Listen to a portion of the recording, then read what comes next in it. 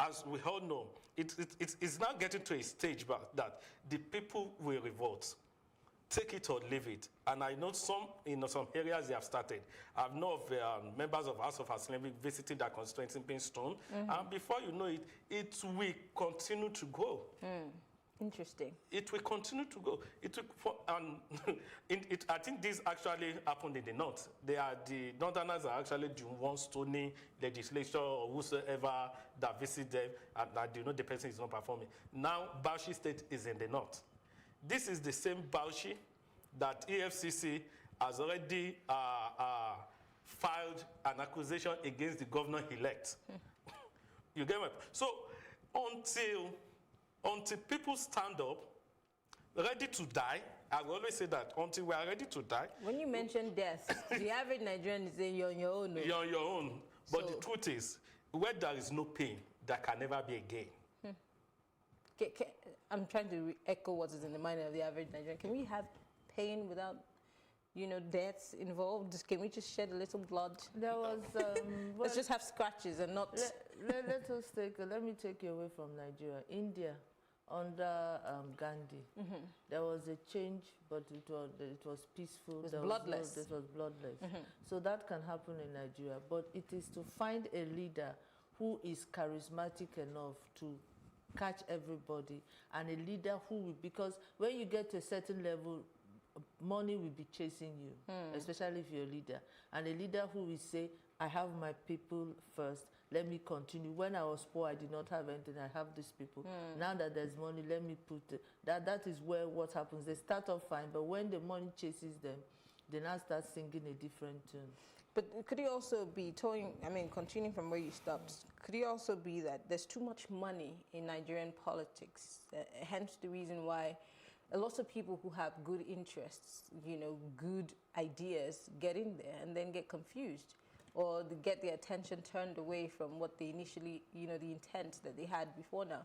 There are people who have come up with ideas of, let's make these offices a bit not unsavory. I'm just try not to give it too much money. Maybe we could start by giving the office holders a little bit above the minimum wage. Maybe that would work. You see, it will not work because the system through which they got elected is not a system of peanuts and granuts. Granuts is not. The politics from the nomination to the primaries to everything is wrapped around money, and not small money, serious money, because you have to mobilize, you have to pay for everything, you have to pay for their trucks, you have to pay for But this is what happens everywhere else in the world. But then the office does not mean that you go home with Ghana must go. Well, in Nigeria, politics is expensive. I don't know of any country in the world that spends as much as we spend on election. How do we reduce that? How do we reduce that spending? Where do we start from to make it less expensive and more inclusive, more about the people, more of ordinary people like us investing in whoever we think is the right person to run for that office? If you're a politician and you don't have a set amount of money, you're not going no place. You're not going nowhere. From what I have seen, I'm not a politician and I don't think I'll ever be a politician. But from what I've seen, I have a lot of politicians, friends, and most of them are in APC. From what I have seen, if you're a politician, you don't have money, you have name, you're on your own. Interesting. So, my last question to you, ladies and gentlemen, how do we get our leaders to be accountable? Yesterday, we just talked about members of the National Assembly who are getting ready for their welcome package, and they haven't even started working. They already have a package waiting for them, which is taxpayers' monies. And, of course, people are belching on these monies and not necessarily doing what they... I've seen many members of the National Assembly sleeping in session. And they're, like you said, some are being stoned when they come home because they're not delivering. I'm just wondering, how do we get them to be accountable to us? Because we talk about it, it trends on Twitter a day or two, and then we go back to sleep, and then something new comes up. What do we do to take over this space? There will be a time very soon, that the real owners of Nigeria will take over Nigeria. Who are the real owners? The people. Okay, just to be sure. There will be a time very, very soon, because this can go on for. You know, they say you can fool some of the people all the time, but you cannot fool all the people all the time. Looking at the indices, looking at, I work in the slums as a church person, and I see the amount of poverty. People cannot even eat once a day. And then you're there showing us Lamborghini, showing us Ferrari, showing us this thing. And you expect the person that cannot feed and is in the same Nigeria and has the same 24/7 like you. In my estate, there's a lady at the gate. She has a 2-1, but she's a gate woman. And I asked her, I just said, what are you doing here? She said, okay, I spoke to her today. I said, okay, give me your CV. Let's see what we can do.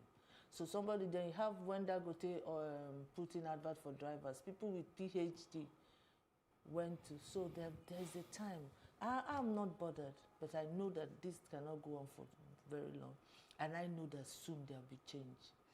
I know, I'm sorry, and I do not intend to make fun of the word soon, but you know, lots of people also keep saying that the average Nigerian is not ready to actually take on the realms of, to actually get their leaders to be responsible to them and accountable to them.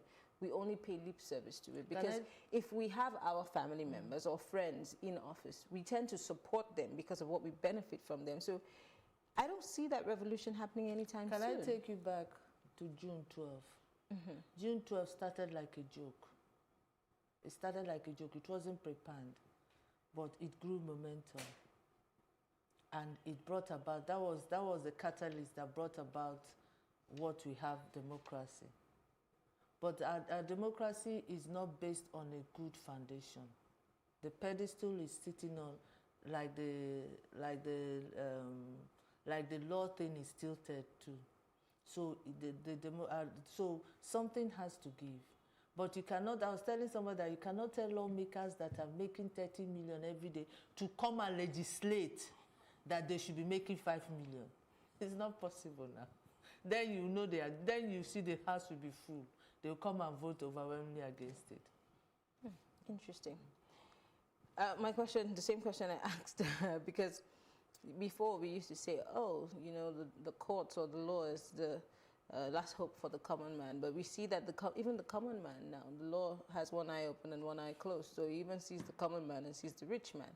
And half the time, the common man ends up in jail, and the guy who has some dollars or some money, watts of cash, easily gets back home. So, like I said, is soon really soon or never?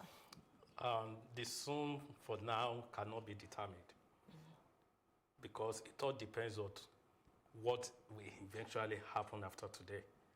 The soon possible can be tomorrow, it can be the next day after tomorrow, but something will happen that will prompt the people to stand up and say enough is enough. But Nigerians, I'm sorry, we blow hot sometimes, we blow cold. We never really stand our grounds. We're quick to make reference to other countries and the Arab Spring and all the things that they did, but we never seem to grow a pair to be able to do anything. Okay, can I interrupt? Look at Kwara Otoge. It started as a joke. When it started, I was laughing. I said, you people again, you just make noise. They told me, no, they're very serious.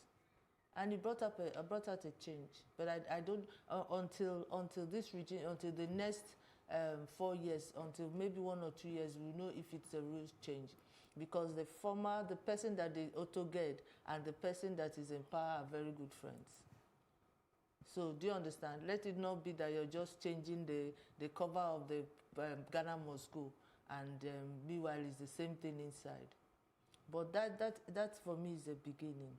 And they tried it in Lagos, but the average Kwaran and the average Lagosians are two different people. Mm-hmm. The average Lagosian is laid back.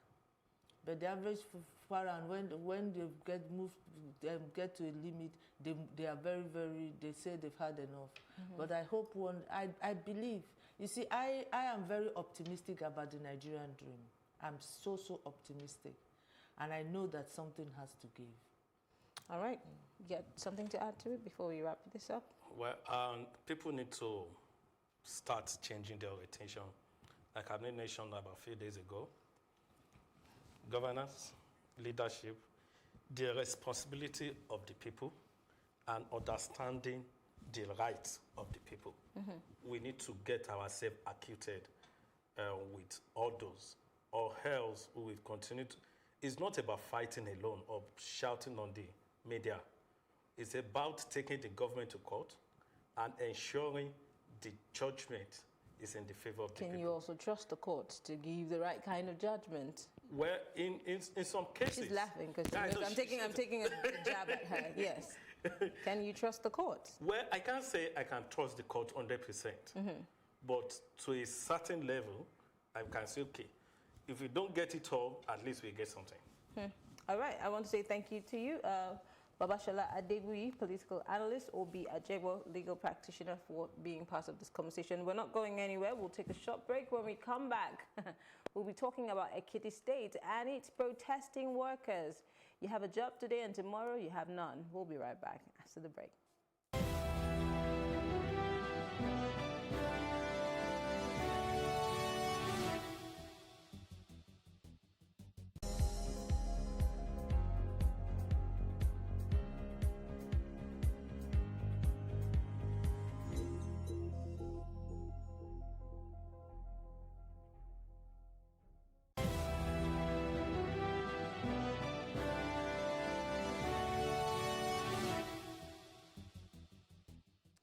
It's still Plus Politics. Ekiti State, whose appointments were on Wednesday terminated. I'm talking about workers. Yes, of course. They staged a peaceful protest in Ado-Ekiti on Friday, appealing to Governor Kayode Fayemi to reabsorb them. Now, I still have Obi Ajegbo, legal practitioner, and Babashola Adegbuyi still here with me in the studio. I'm just wondering, imagine if you go to bed a worker, salary earner. The next morning, you hear over the TV or radio that you no longer have a job because maybe certain things were not considered before you were given that job. But then people are making a case that they have letters of appointments that were signed duly by the past governor. Do they have a case here? I mean, they're protesting, but if they were to go to court on this matter, I'm asking you as a legal person, do they have a case? Everybody, there's a case in it, but you have to go back and look at the procedure that was followed, through which got them the appointment. Where the normal, there'll be rules of employment in the civil service, where the test, where the committee set up, where things followed. And that will now determine if they have a case. But still, even if they don't have much of a case, you can't just terminate somebody's employment like that. You have to buffer the termination. So that is where I'm surprised their union has not started talking, because teachers should have a union. It's interesting. I'm just wondering, Adegbuyi, what do you think is the reason, aside from what the governor is saying, is the reason for this abrupt termination?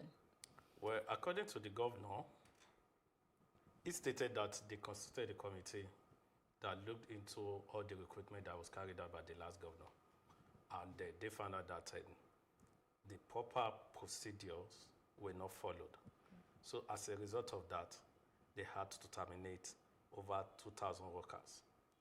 But to my surprise, some of the union leaders actually agreed with the governor.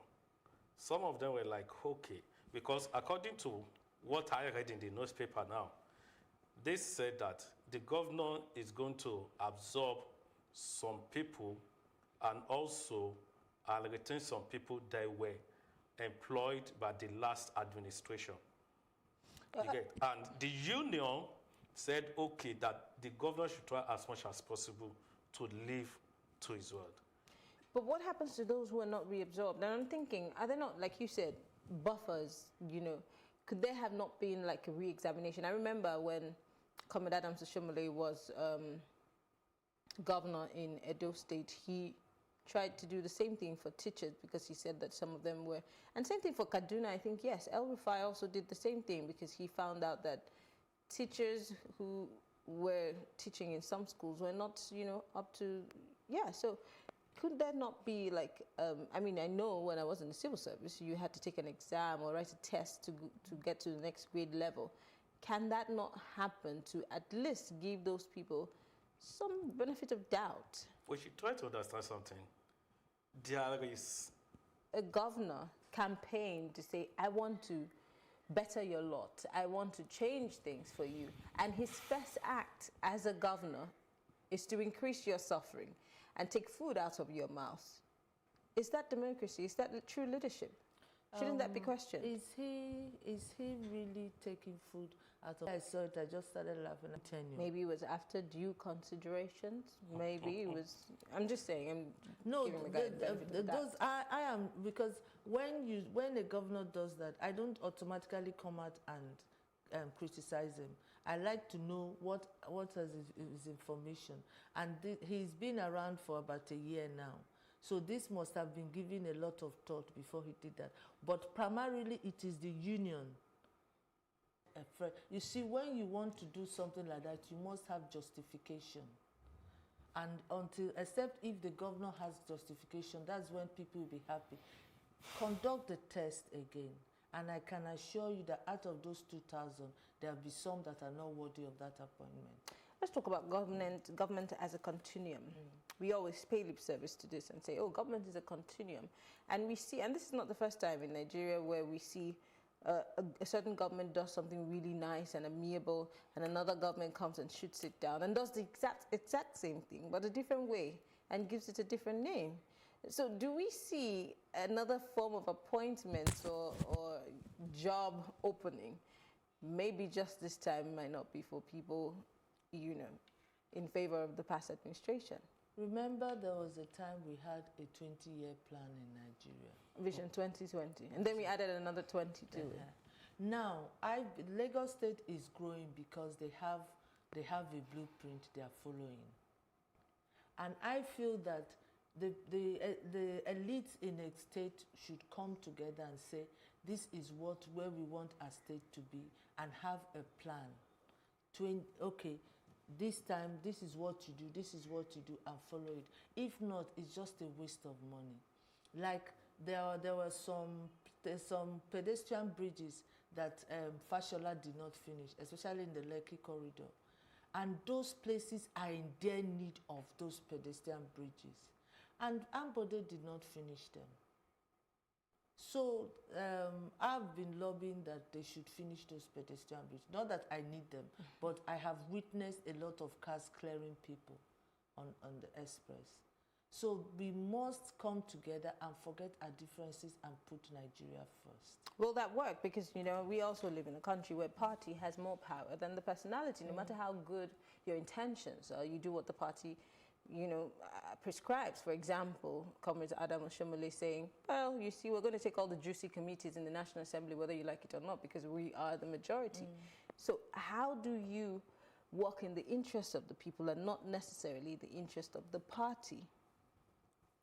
In the real sense of it, actually, the party should be in the interest of the people. But are they? But in Nigeria, it's just unfortunate that the party is only in the interest of the members, not even the total members now, people that are influential or connected. That is what most of the parties we have in Nigeria are interested in. Now, is one thing for the elected governor to have an interest, is another thing for the party to have an interest.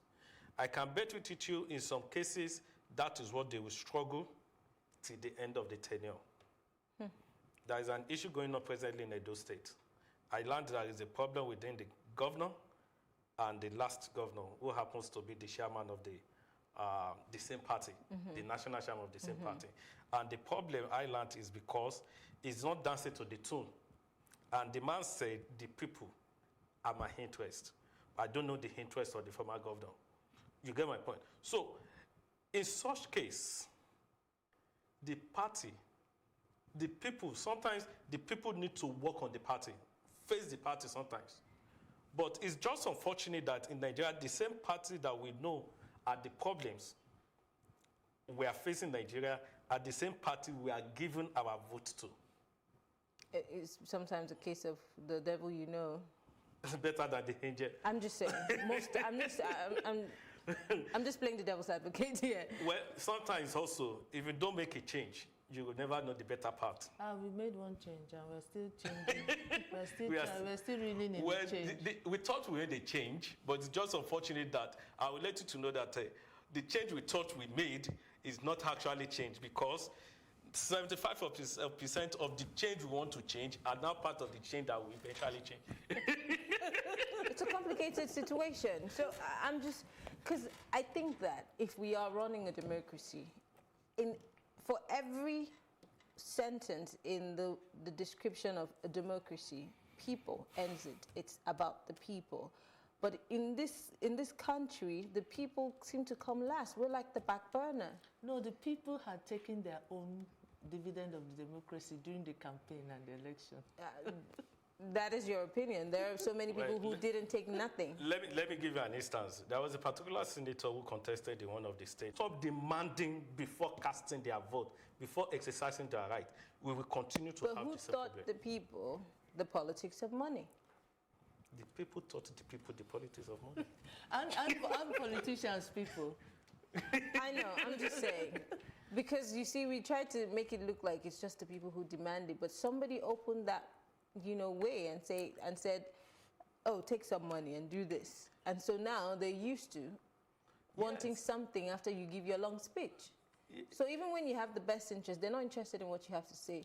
They ask you what they're going to eat, what they're going to get out of this when you're done giving your long speech. So maybe we need a total overhaul of the system, of our system of politicking and leadership. And I mean, everything needs a total overhaul. Forget that most of the people that were part of the 1999 election, was it the Fourth Republic? I can't remember what republic it was then, were former military aides or any of their affiliates. You get my point? So it's just unfortunate that a lot of things happened that time that instead of using the court, National Assembly, or taking a firm decision, we use money to decide. Mm-hmm. For example, the amnesty. That's number one. Then number two, settling all these, what's it called? The officers, government officials, for contract. Oh. You get my point? So, and as we are as people, we are so conscious that once we see a man who is now working government, they know that we come. How do we get to practice proper democracy? Is it us, the people? Is it does the onus lie on us, the people, to change things, or do we wait for a handful of people who we call government to change things? Well, I don't want to sound like an ingrate, but if you notice from 1999 to date, the caliber of people that are in the houses have improved. Have they? Are changing. Now, my friends, I have friends that are politicians. Okay. I've been speaking to some people about getting some roads done in Lagos, and I've been speaking to some people about passing laws. Now, if those passes through, people will now get the idea that you can make a change. Mm-hmm. And that's how it starts. Oh, this person passed this law through. Let us see if we can pass our own. Now we're educating people to talk to their members. If something is not right, write your member. By the time you write 10 letters, at least one will get the person's attention. Get their number, keep pestering them, keep calling them until you get a call in, and invite them to your estate, invite them to your things. Let them see things firsthand. That's how change occurs. But that road in Niger, it's a very, very good road, and I'm the one delaying. They've told me, come and take us to this road. And land accountability can be tackled only in coalition and through network.